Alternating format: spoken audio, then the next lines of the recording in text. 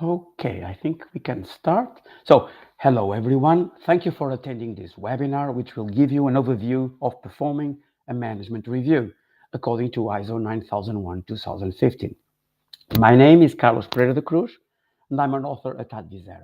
I do quite a lot of ISO 9001 consulting and training, but I also audit as lead auditor. So today I'm going to share with you my thoughts about management review. Well, I hope my voice uh, doesn't finish until before the end. Okay, so um, my presentation will last approximately 40 minutes, after which we'll have a 20-minute Q&A session. If you have a question, you don't have to wait for the Q&A session. You can ask it during my presentation. Of course, I'll also answer all of your remaining questions during the Q&A session. We will later send you an email with a link to the recording of this webinar and to the list of articles mentioned. Okay, so let's see. Now, a good management review ensures strategic alignment, continual improvement, compliance, and resource adequacy. So driving QMS effectiveness and business success. So this webinar highlights how an effective management system, management review, contributes to top management and the overall success of a QMS. This webinar is specifically designed to top management, quality managers, and professionals responsible for ISO management review. So, well, this is the agenda for today. We'll discuss the following topics. So we'll start with giving an overview of management review and its purpose. Then there are a lot of myths about management review. That will be our next topic. Then we will discuss management review as a process, not just a meeting. And this is important. Management review is a whole process, not just a meeting. Afterwards, we'll look into the inputs, and ISO 9001 is very prescriptive about the inputs. Then we will speak about the decisions, and then move into the outputs of the management review. And finally, we'll present, well, the main challenges of management review according to the questions that I received before this webinar, by email before this webinar. Okay, so yeah, let's go. About the purpose.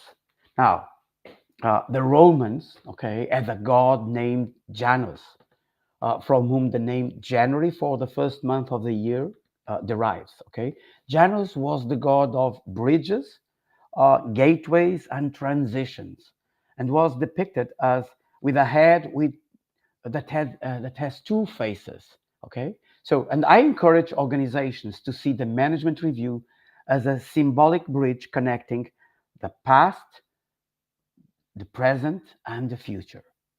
So today, we assess both our current context and the gap, okay, the gap between our actual and our desired performance.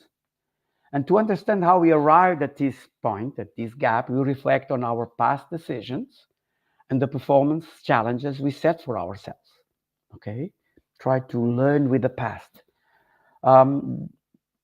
So those decisions were made based on the knowledge available at that time. Now, by examining the differences between the past and today, we aim to kind of extract lessons that will assist us in making better decisions for the future. Okay, so it's I see some organizations that almost don't consider the future, only the past, basically the past and some part of the today. And that's not good. Now, what is the purpose of a management review? So let's begin with the end in mind, starting with the end in mind. So read what ISO 9001 says about management review outputs. It starts with something like this. The outputs of the management review should include conclusions on the continuing suitability, adequacy, and the effectiveness of the quality management system. So look into the past and what can your organization learn from last year? Do you have an effective QMS? So does your QMS achieve its objectives? Now, do you have an adequate QMS? So does your QMS has all the necessary elements to function properly?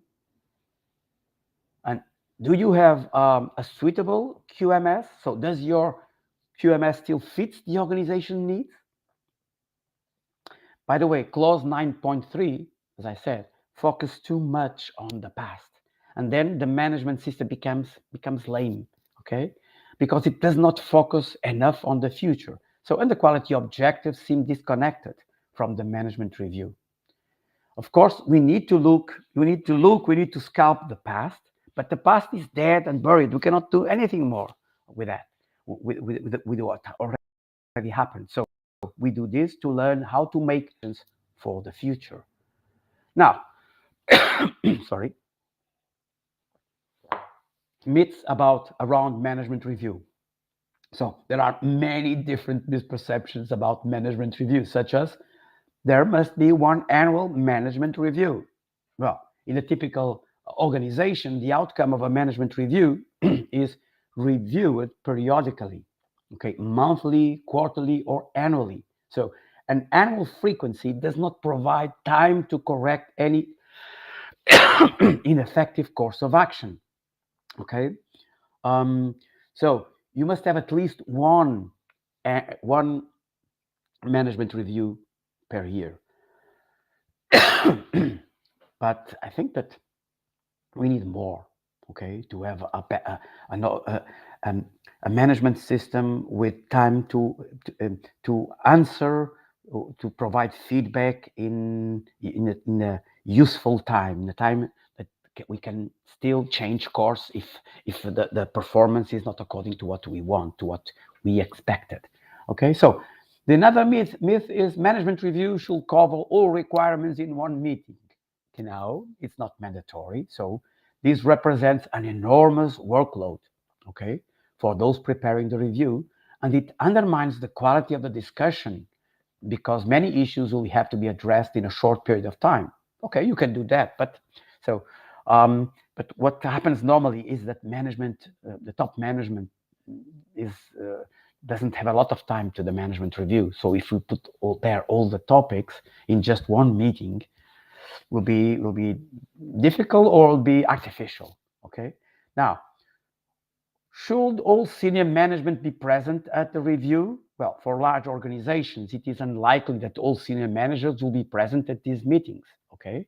However, the information should be made available for comments and decision making when appropriate. Well, at least one member of the top management team, the person that has some kind of accountability for the QMS, should be present. Okay. Now, the last one is this one. Management review should follow the ISO standard requirements sequence. For example, from subsections 9.3a through F.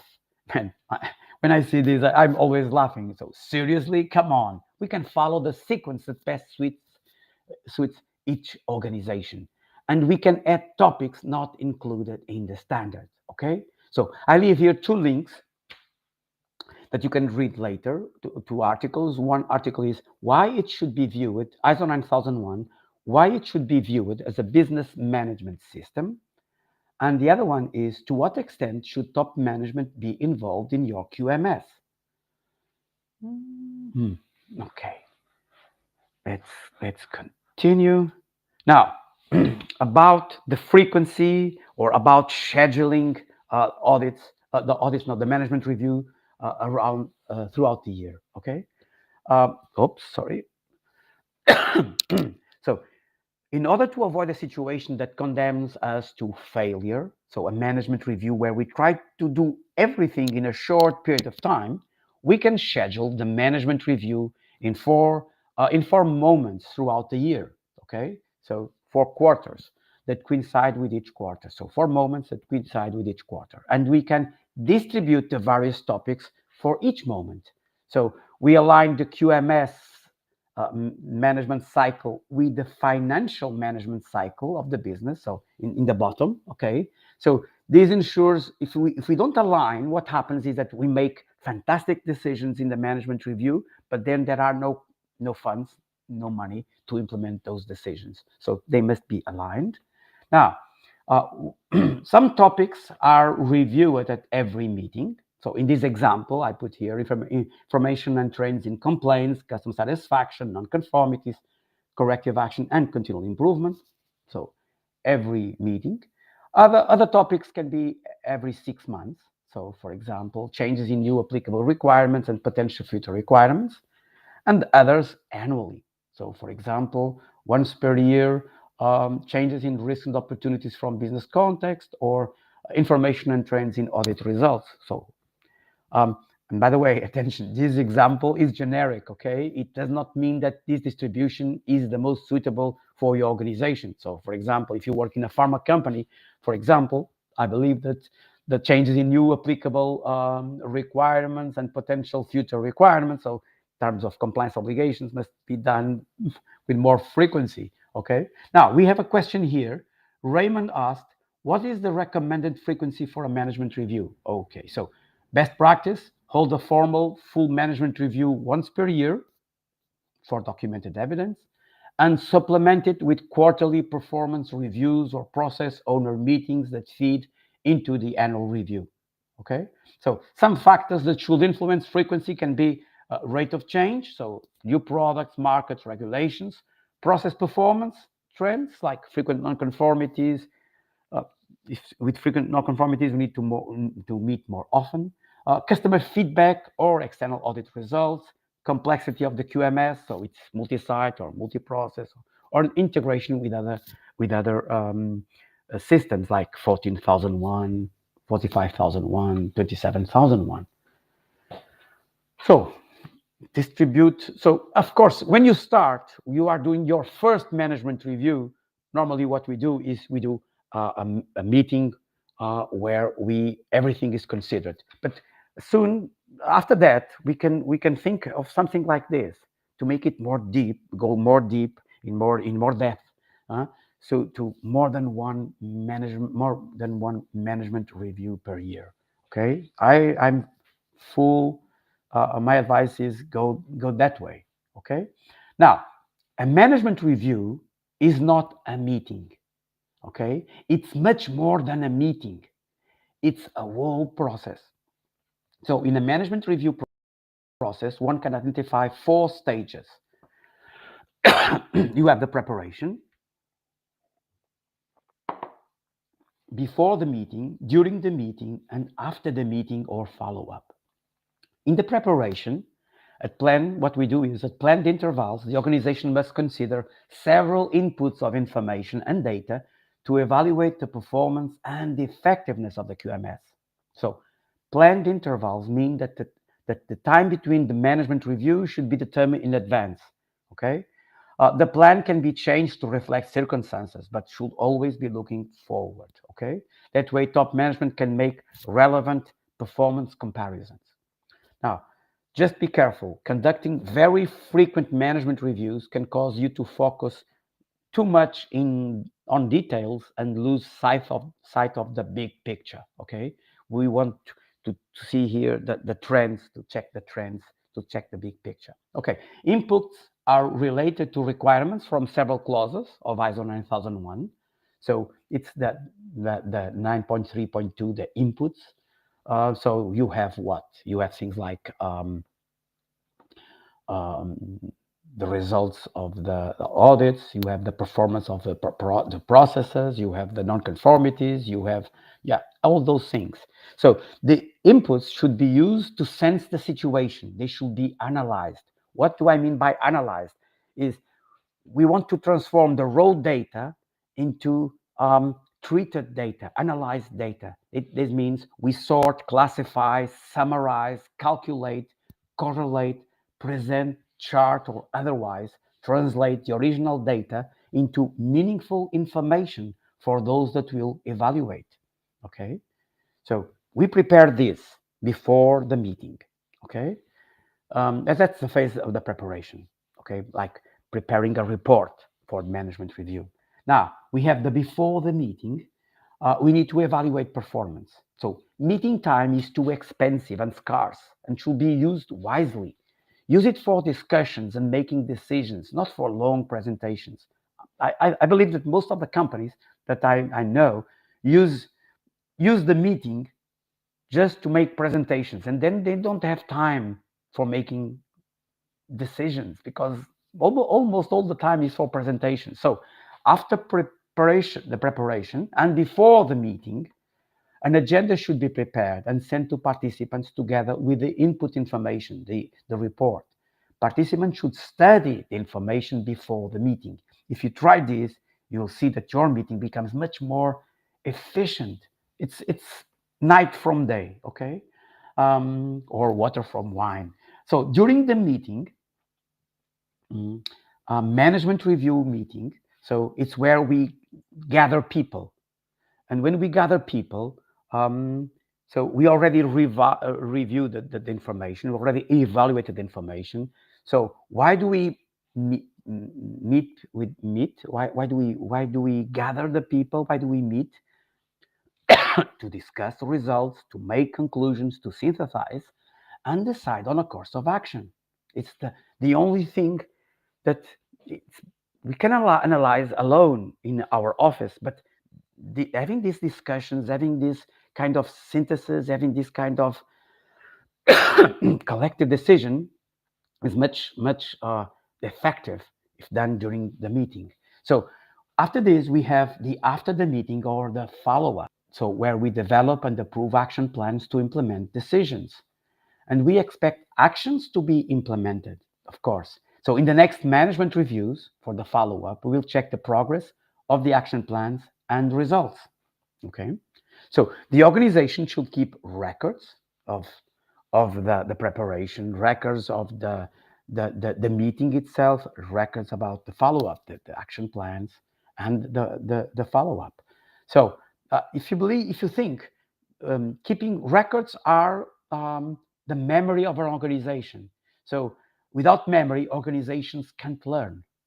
So what happens, unfortunately, is that I see too many organizations trying to do all this during the meeting, okay?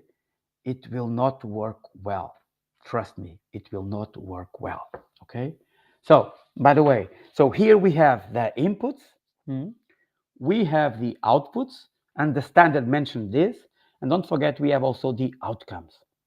So is the actual evolution of performance of the management system, okay? And that needs to be monitored during the follow-up, okay? Okay, now let's see here. Okay, all right. So each meeting with 4 moments. Let's show this in a different way. So each meeting with 4 moments. So the outputs of preparation are an agenda. You can see there the agenda for the meeting and the information about the topics already analyzed. So the report, okay? Okay, number 2, we have the evaluation of the inputs. And the meeting, number 3, is to discuss, make conclusions and decisions. And the output of the meeting is the management review meeting minutes, okay? Now, during the follow-up, decisions must be translated into action plans or studies that hopefully will be translated into action, okay? So I want to leave here a link to an article that you can check later called How to Make Management Review More Useful in the QMS, okay? Now, by the way, ISO 9001 in the clause about inputs states, and this is important, the management review should be planned and carried out taking into consideration. The term consideration refers to reviewing, analyzing, and evaluating specific inputs during a management review process to determine their relevance, impact, and necessary actions for the QMS. So according to this, so the report must include, so this report here, okay, must include all topics scheduled for the meeting. So if you have only 1 management review per year, all the topics must be there in that report, information about the inputs in that report, okay? So we present the information. Now, we have the agenda, okay? here we have the agenda. And in the agenda, we don't need to put there all the topics, okay? We only need to put there the topics where there are actions needed or decisions, okay? When we need to make some decisions or actions. So what happens is this way, our management review meeting, okay, is much more focused on decisions.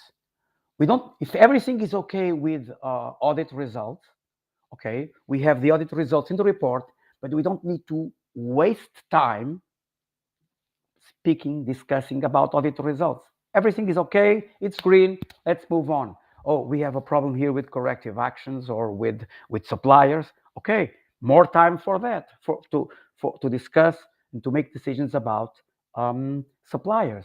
Okay, so think about the use of this consideration. Okay, auditors expect that all topics are in clause 9.3 are 9.3.2 are in the report, okay, in the information prepared. But in the agenda, you can only discuss the topics that need decisions, okay? This is important to make the time, to use the time in a much wiser situation. Now, let's see.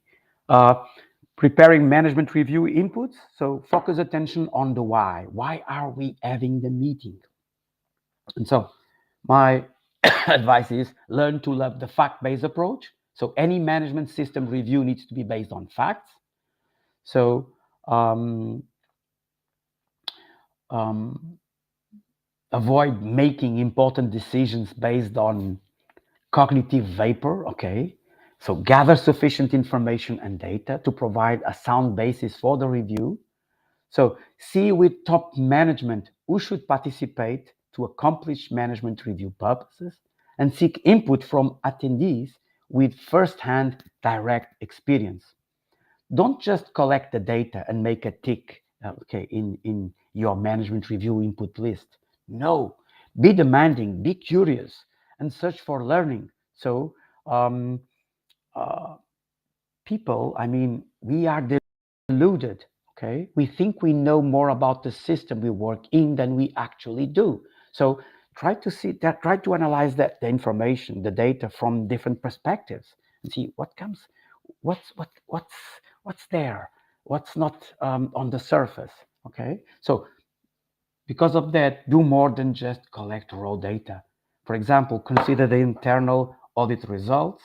So instead of presenting and this is also the purpose of the management review in this part is not for making technical decisions. It's about making decisions about the management system. So at a high level, not very technical. So for example, if you are considering audit results, instead of presenting detailed audit findings, summarize the key points for top management. So things like total number of audits conducted, completion status of the audit program, number of non-conformities identified, if they are major or minor, status of non-conformity resolution, so are they closed or pending, identification of any significant trends or recurring issues, and recommendations for future actions. Could be something like such as increased investment in the internal audit process or decrease, okay?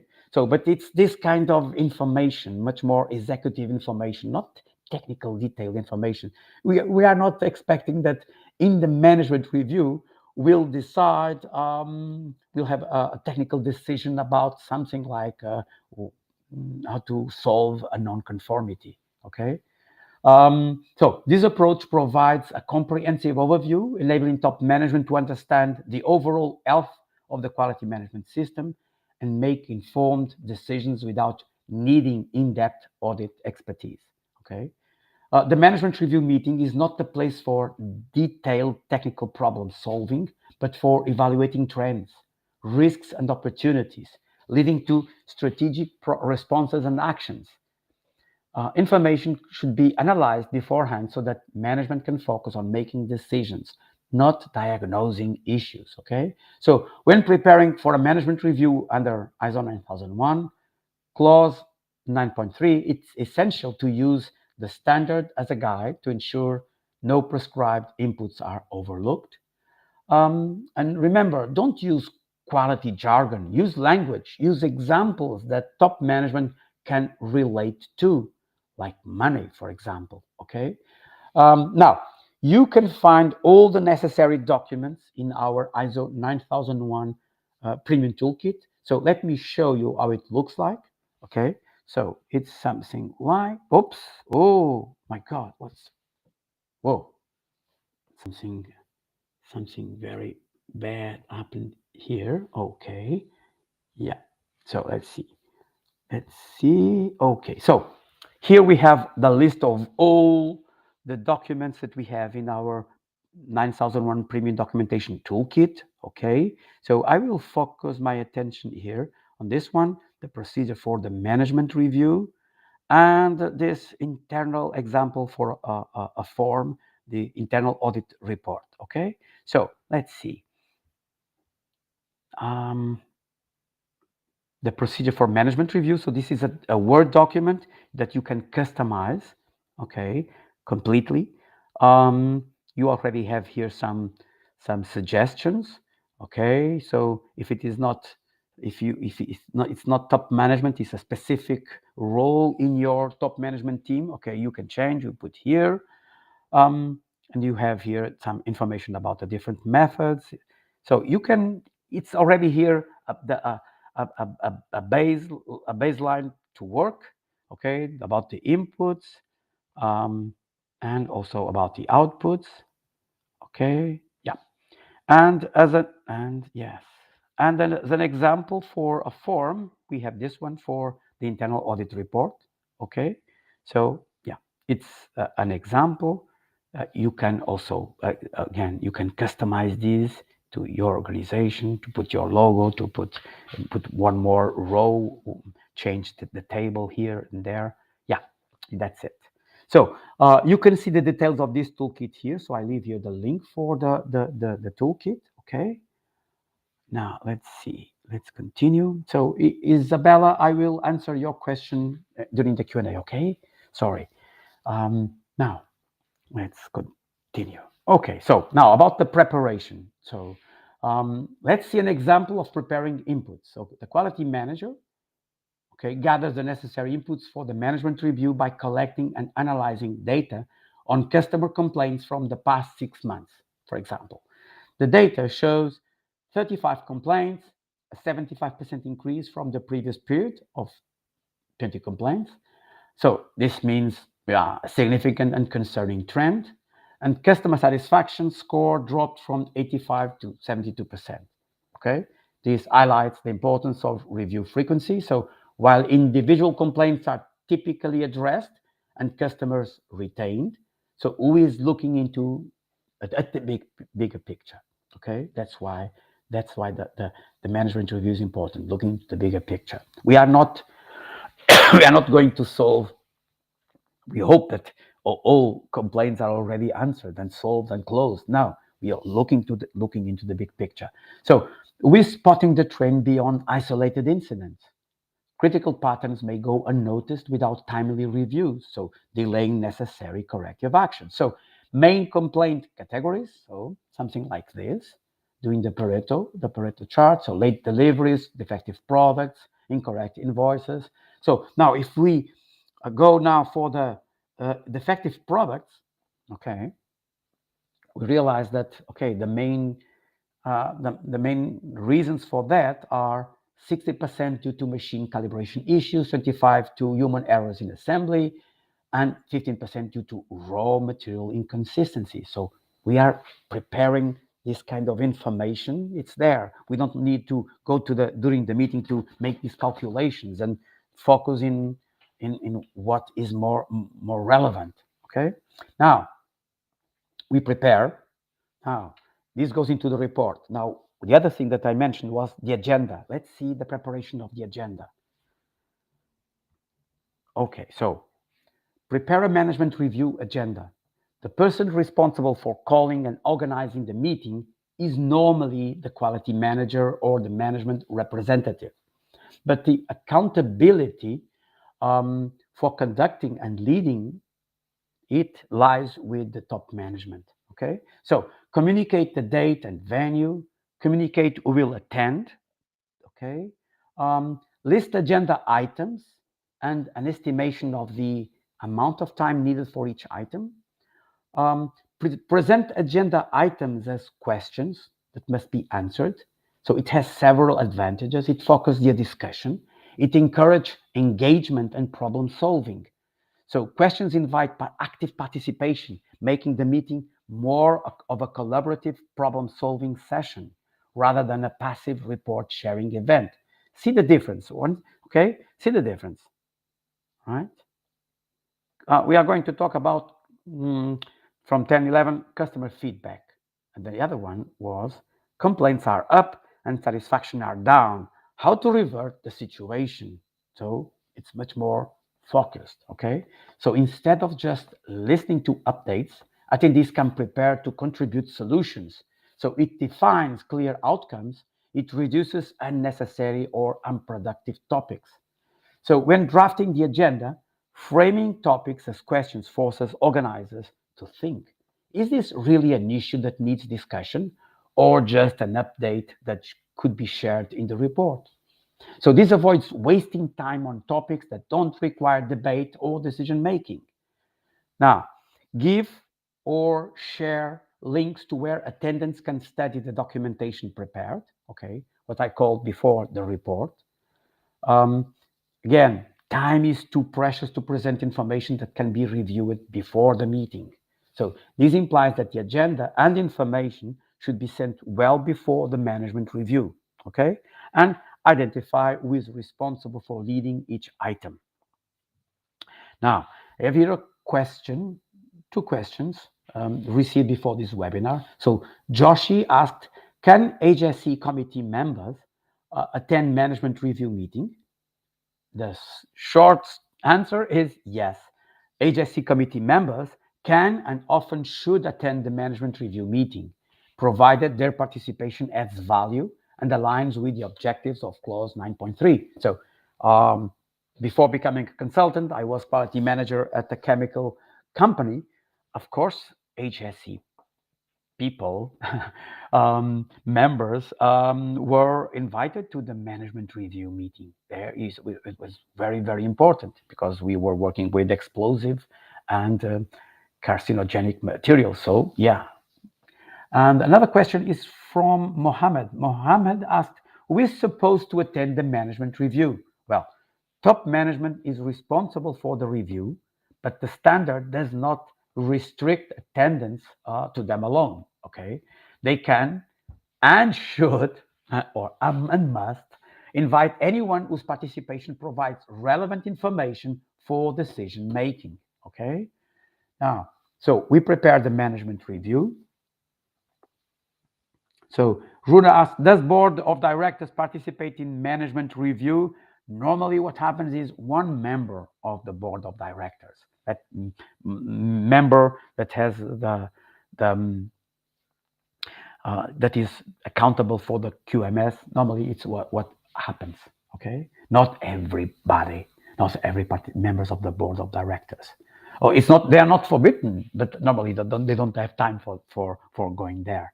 Now, perform review and make decisions. So we have the meeting and now through the meeting, we perform review and make decisions. So management review, again, is not just a meeting, it's a whole process performed to assess and evaluate the performance of a management system. So the management review process starts with the gathering and analysis of data that is sent to top management. And before meeting together, top management should review and the other participants should review the prepared information and take notice of what is going according to plan, what is having a behavior different from planned, positive or negative, and what is and may happen in the context that may affect the future performance of the management system. So management review meeting, gathering the people, should occur after reviewing input data to discuss results, to make conclusions, and to decide on a course of action. Most of the effort is devoted to documenting the inputs for the review, and the depth of conversations and the quality of decisions are often lacking, okay, because we don't have time. So I know that when you start doing this, you can do the perfect thing, okay, the number 10. But before the top of the mountain, but before the 10, we must start with the the 1, the 2, and the 3. I remember as quality manager sending memos to my plant manager showing how our quality was poor. However, so we were manufacturing a commodity. Okay, everything was sold, even the lowest quality product could be sold like off grade. Okay, so I was saying to my plant manager, our quality is not okay. But however, when you went to the warehouse, he saw the warehouse empty, and he thought, "Oh, Carlos is always exaggerating. He's too young and needs to be more reasonable." One day, I translated my language, sorry, into his language, okay, the language of money, and the result was incredible. So instead of defects, I calculated what we lost in money terms because we had to sell at a lower price because it was not top quality. And I never forget his words. His words were something like, "You never told me this." And I was rolling my eyes and saying, and in my mind thinking, "Come on, I told you this many times before." But okay, I was using a different language that he could not understand. So, how to motivate employees and mainly leadership to actively participate in these meetings? So, highlight the value and impact.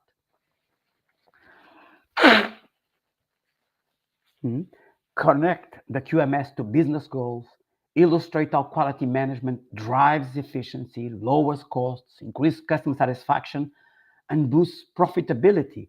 Present tangible gains or risks based on QMS performance. Okay. Stress the consequences of overlooking quality nonconformities, such as fines, customer losses, and inefficiencies. Show the benefits and the pain in the language that they understand. Make meetings efficient and relevant. Avoid boring presentations. Invite people to study before the meeting. Use clear agendas, dashboards, and action points. Focus on decision making. Ensure meetings result in actionable decisions, not just reports. And respect the meeting time. Okay? Demonstrate that your meetings are not black holes consuming valuable time. Okay? In my mind, I prefer to stop the meeting at the assigned time, even if there are some points in the agenda not considered. But that way, my message to the participants is, you can trust in me. I said it was 2 hours. It's 2 hours. I said it was 1 hour and 30 minutes. Is 1 hour 30 minutes. Because sometimes you go to meetings where they say it's 2 hours and then it's 3 hours, and people start leaving the meeting. And no, okay. So if leadership views QMS as a priority, others will follow suit.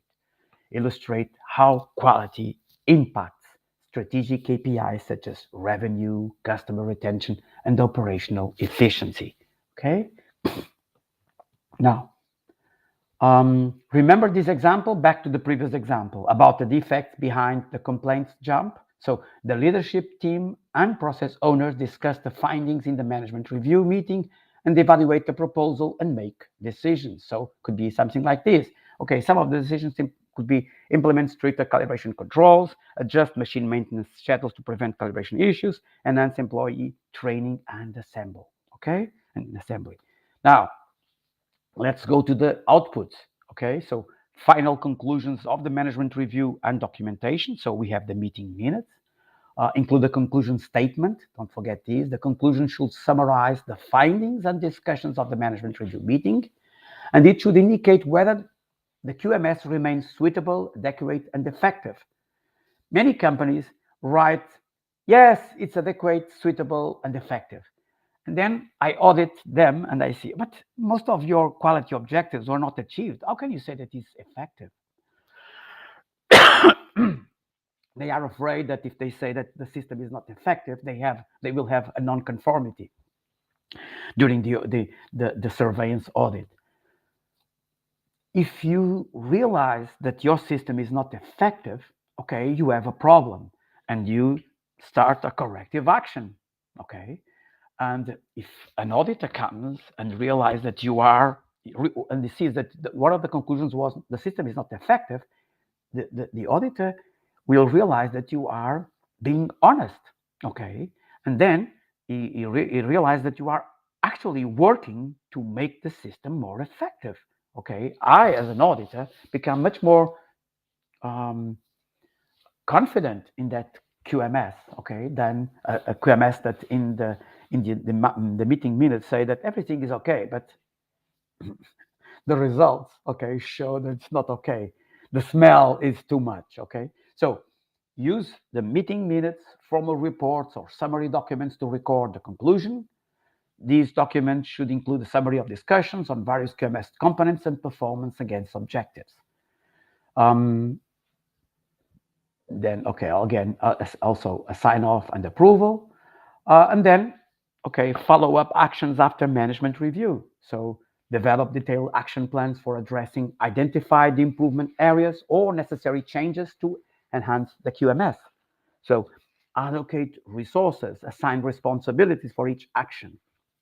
Normally, this cannot be done during the meeting because it's very detailed, needs some study, okay? So, I leave here two links to two articles. One is how to make management review more practical, and the other one is to what extent should top management be involved in your QMS, okay? Now, there's a question here from Ferdinand. Ferdinand asked, what is the difference between the opportunities for improvement in the management input and opportunities for improvement in the management output? Okay, so at the input stage, these are ideas, okay, signals or insights brought into the meeting to be analyzed and discussed. They represent potential areas to explore, not yet decisions, okay? Now, at the output stage, these are decisions taken or actions approved by top management as a result of the review. So they represent, in the output, they represent commitments to implement improvement measures. The input opportunities feed reflection. The output opportunities commit action, okay? So in a well-run management review, you should be able to trace a logical link between the two. The opportunity identified, discussion held, decision made, action planned and implemented, we hope, okay? Now, okay, now, it's just to show that most of the time it's not reasonable to expect to have a detailed plan in the meeting. So back to our example, the management review outputs include assigned actions, responsibilities, and deadlines. Remember, the management review is not the right place to decide what stricter calibration controls to implement.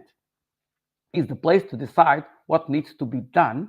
During the follow-up, technical people will decide the details of the how, okay? So unfold it into specific activities, okay? These activities, from number 1 to number 8, are designed by technical people to solve a technical challenge, okay? Now, almost finishing, crimes against management review effectiveness, okay? So, compliance-only mindset. So some teams do it just to say they've done it. There's no intention of using the review to actually drive change or improvement. Yeah, just for showing to the auditors. Data dump, okay, no analysis. If the meeting is spent just presenting raw data instead of reviewing insights, you've lost the room, okay? Key data should be pre-analyzed. The meeting should focus on interpretation and decision-making. No clear responsibilities. So if no one owns the actions coming out of the review, they won't be done. It's that simple. Top management disengaged. So the presence of top management isn't enough. They need to be involved in interpretation of the results and making decisions. And Yeah, avoiding hard truth. I've seen organizations skip over bad news, poor compliance, recurring nonconformities, rising complaints. So if the review doesn't face these issues, it loses credibility. Okay? So encourage your team to ask, are we really using the management review to guide the system or just to report on it? So that single question can transform your next review. So are we really using the management review to guide the system or just to report on it? Now, now comes the main challenges, okay? So based on the emails received before this webinar, the main challenges regarding ISO 9001 management review are, so the purpose, attendance, and frequency, so appears in multiple questions.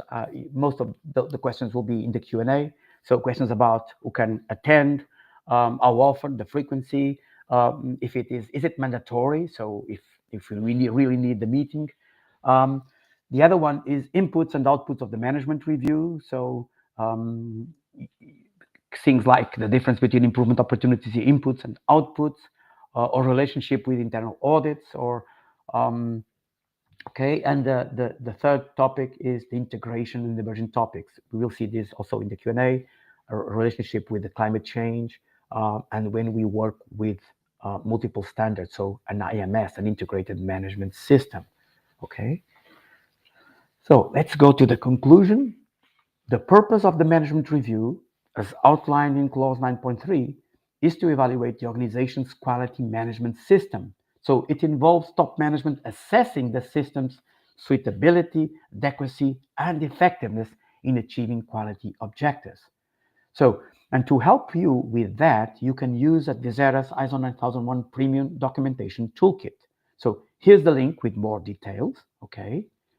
And I'll also send you now the meeting link to schedule a call with our toolkit expert, okay? He'll explain you how toolkit works and show you any document you'd like to see, okay? So you have here the toolkit expert meeting link, okay? Now, the Q&A. So just before the Q&A, let me just leave here links for some of our courses about ISO 9001. So the foundations course, it's about the standard.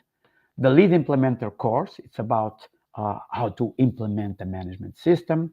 The internal auditor course, so for internal auditors, and the lead auditor course for those that want to go a step further and start doing external audits. And also a link for to the book that I wrote, Discover ISO 9001 through practical examples. Okay, so I remember that you can attend, you can see all the videos of these courses without paying nothing. Okay.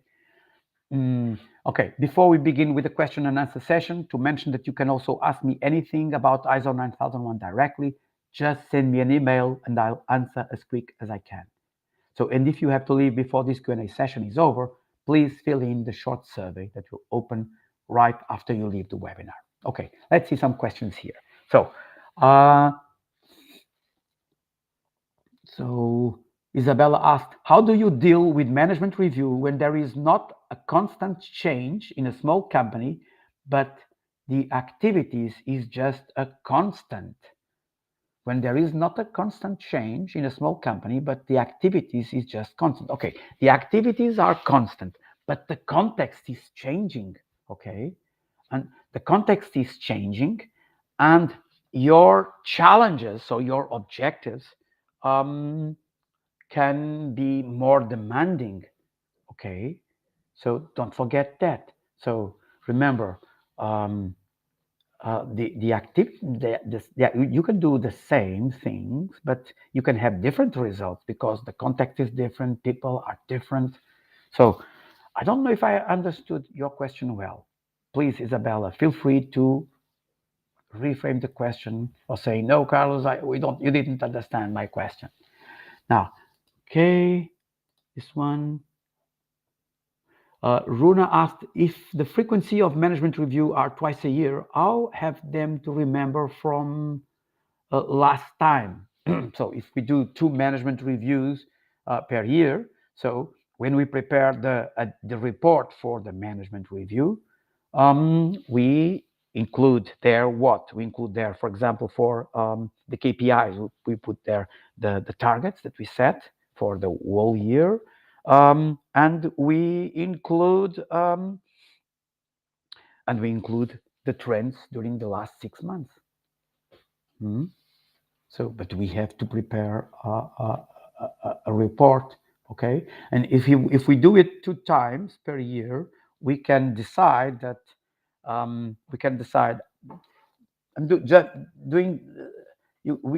that half of the inputs will be in one meeting and half of the inputs in another meeting, for example, okay? That's perhaps not very wise, because some topics we need to always check them, like complaints, for example. But it's just to say that it's possible, okay? Auditors may not like, but if your company decides to do that, it's up to your company.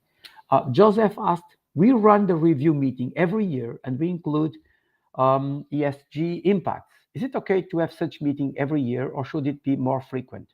Well, Joseph, it's up to you, okay?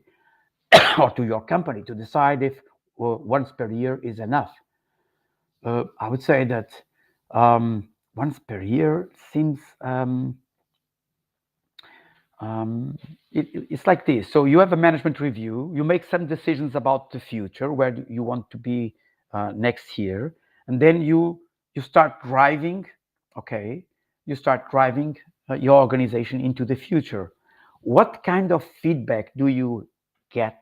Okay, not the feedback of the everyday nonconformity or everyday complaint, or no, but the trends. That's why I like to have more than one to provide me information during the drive to next year. But a lot of companies do it once per year, and there's no they are okay with that. Okay, perhaps they could get more better results if they do it more frequently, or perhaps they cannot do it more frequently because their top management will not attend. Okay. Now, Gustavo asked, so if the management review meeting is a process, should it also be evaluated with a risk and opportunity analysis? Yes. Okay. Yes. Yes, you can have risk like our management review meetings are very boring, or are wasting time in things that are not relevant, or we use most of our time in making presentations, or we don't say the hard truth. People skip the negatives. Okay, could be something like that. It's a good exercise. Okay, it's a good exercise to improve the management review in our company. See here that we have a question from Michael. How can a startup business develop and implement a QMS? Oh, Michael, that's not a question regarding this topic. Okay, the management review, but I can tell you that perhaps 𝗵𝗲𝗴𝗶 doesn't like me to say this, but I don't think that a startup should start with a QMS, okay, a full ISO 9001 QMS, okay? Why? Because the system is being, the system, the organization is still trying to find how it should work. What are the right processes? What are the right clients? So they are still going after the right product client fit or product market fit. Okay, before that it's dangerous. Okay, because when you implement a QMS, you start to set some rules in paper. And I always remember one person that is a mentor for many startups, that say something that people in quality don't like, something like ship then test. Okay, because speed for a startup is very, very important. Ship then test. Okay, things like that. Or think better, not best. Okay, start with the product. It's not the best product in the world, but we started that. So be careful with that. Okay. Now, Mike asked, Will the recording of, okay, be available? Yes, will be available. Mike, yes, will be available. Michael, for a very small company with mature products and workforce, it seems we can follow this process even though only 3 people are in the management review, one person doing most of the prep work. Yes, I agree. I agree. Yes, it's not the quantity is important. Some degree of quantity is important to provide different perspectives. Too much quantity, it's terrible because there will be, so just to synchronize, to align the calendar will be terrible. And just one person, no. So if your company, if it's a very small company, 3 people, yeah, and one of those 3 must be part of the owner or the top management, or the owner, or yeah, general manager. Mo asked, should management review be done according to the calendar year or in accordance with the fiscal year duration? Because my country has the different fiscal year duration than the others. Yeah, it's what's best for your company. Okay. I've worked in my country. I've worked with, for example, with English companies. I think it's some years ago. I worked with English companies. I believe that their cycle is from April to March. Okay, and if that suits them, okay, no problem. What we want is something that provides good results. Okay, good results. Okay, auditors expect at least once per year in the minimum, you will have those management reviews. Okay. Now I have here some questions and answers from questions received before the webinar. So Gloria asked, at the end of the management review, should there be the conclusion about the management system? Is it effective? Is it efficient? Yes. So we need to do that. We need to include in the minutes a conclusion about the overall performance of the system. Okay. Gustavo and Eduardo asked different emails. How could climate change be included in the management review meeting? So in clause 9.3.2, the inputs includes items such as C, changes in external and internal issues. So it is where climate change enters directly. Okay. And at E, we have the adequacy of resources. And F, we have opportunities for improvement. And G, risks and opportunities. So climate change can appear explicitly under changes in external internal issues and implicitly in risks, resources, and improvement discussions. So for example, under changes in context, present updates such as national or regional climate policies and regulations. Under interested parties' needs and expectations. So key customers are requesting evidence of sustainability commitments or carbon reduction goals. Under risks and opportunities, for example, evaluate physical risks like flooding, heat waves, water scarcity, energy disruptions. For opportunities, something like new materials, energy savings, eco-design, recycling or polymer recovery initiatives. So I have here a link to an article called Climate Action Changes Amendment in ISO Standards. Okay. Now, you can check later. Mohammed asked, if all performance reports are already available to top management, is a formal management review still mandatory under ISO 9001? And if so, how can we reasonably persuade top management to conduct the meeting? So they don't need to conduct the meeting. I would like them to conduct the meeting, okay? But at least they should be present and show some, and somehow participate, show some commitment, show some engagement. Now, is management review mandatory? Yes. ISO 9001 requires top management to review the QMS at planned intervals to confirm suitability, adequacy, and effectiveness. Simply having reports is not enough. The review must show evidence of analysis, discussion, and decisions. Now, how to get top management on board? Explain compliance. So auditors expect a record of top management evaluation. So if they are not there, it's a non-conformity. So start with the compliance. Show value. So, okay, it's a short strategic checkpoint, not bureaucracy. So keep it efficient. Use existing reports, summarize key inputs, KPIs, audits, risks, customer feedback. So propose a kind of a 60 minutes, 90 minutes session. So you prepare data and minutes, they just need to review and decide. And the management review isn't about collecting the data, it's about top management using that data to make decisions and prove leadership of the QMS. Now, another question is from John.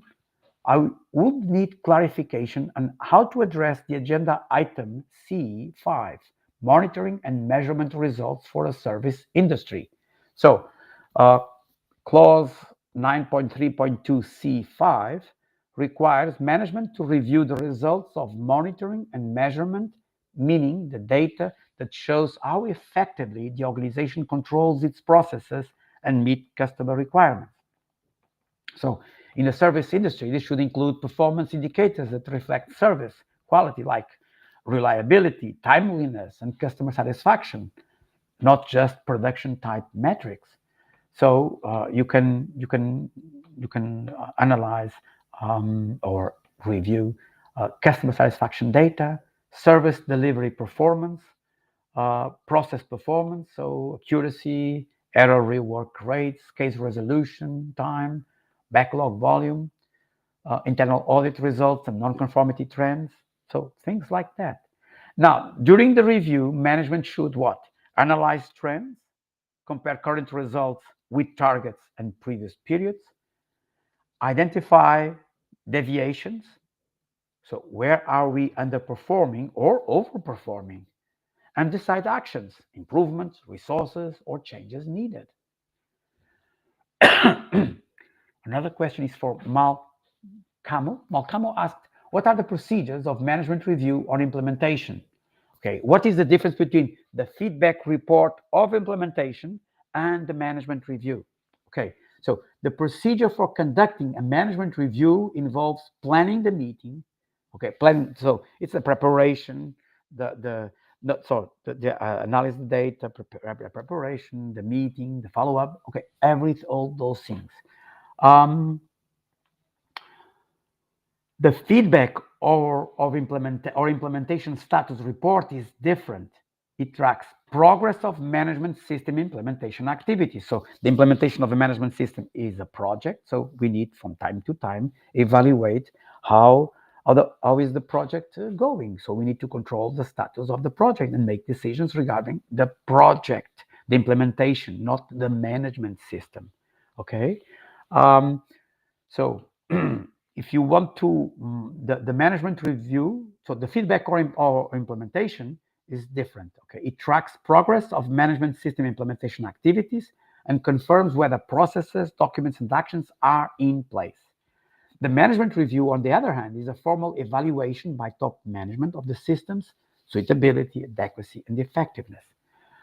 If you want to master planning these meetings, managing change and preparing effective implementation reports, you can join our lead implementer course. Yeah, because I'm saying this because there are topics there. These topics are covered there step by step, including when and how to schedule the first management review once the system reaches a stable stage. So I leave here again the link for the lead implementer course. And question from Joseph: how to integrate different ISO certifications such as 9001, 14001, and 45001 in such a venue, the management review. So to integrate the different standards in one management review, start by combining their common requirements. All three standards require top management to review the system's suitability, adequacy, and effectiveness. So create a single agenda covering shared inputs, things like audit results, objectives, risks, compliance, performance, incidents, customer and interested parties' feedback, and record unified decisions on improvements, resources, and changes. So this way, you avoid duplication, you ensure alignment across quality, environment, and safety. For requirements that are not common among the different standards, address them as specific agenda items within the same management review. Okay, so I'll leave you the link for the article, how to perform the management review for an ISO 45001, 14001, and 9001 integrated management system. So two more questions here. One is from Veronica. How do we determine which performance indicators or data sets are most relevant to include in the management review under ISO 9001? So the most relevant performance indicators are those that measure how well the organization meets its quality objectives, customer requirements, and process effectiveness. So I would say that think about the strategic direction of the organization, so translated from the policy into clause 6.2, so the quality objectives. Think about the key processes and risks identified in clauses 4.4 and 6.1, and the results of monitoring and measurement, clause 9.1. So this, for me, are the most important indicators regarding the objectives, regarding things related with risks, and key processes, and the results of monitoring and measurement in clause 9.1, where we include, for example, customer satisfaction, clause 9.1.2. Okay, now one last question. See here, one last question is from Javier. Javier asked, is there a relationship with internal audit process? So between management review and internal audit process. So according to 9001, the internal audit, so the clause 9.2, and the management review are both part of the performance evaluation, so section 9 of the standard. So their relationship is sequential and complementary and iterative. Okay, so something like this. Internal audits provide input to the management review. So clause 9.3.2 C6, okay, explicitly lists results of audits as a required input to the management review. Okay, so management review evaluates audit results in the broader context of system performance.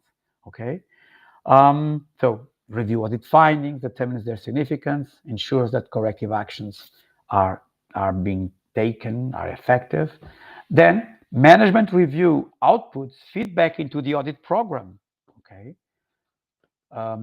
requires, so clause 9.3.3 requires outputs such as decisions on opportunities for improvement and resource needs, which may influence the next internal audit plan.